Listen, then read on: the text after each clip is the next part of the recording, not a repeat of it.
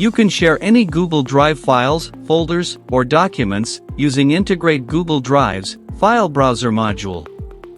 To create a file browser module, navigate to Google Drive from your WordPress admin dashboard.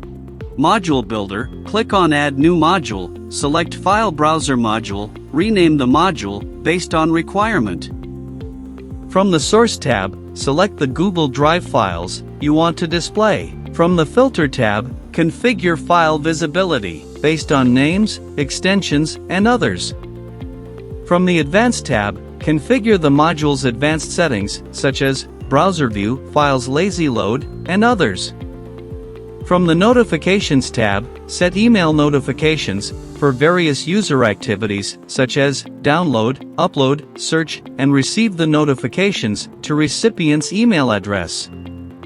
From the Permissions tab, set permission settings for the module, such as upload, preview, delete, set password.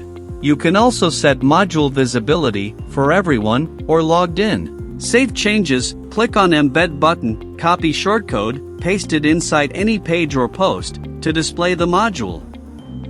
Users now can view the Google Drive files you have shared with them.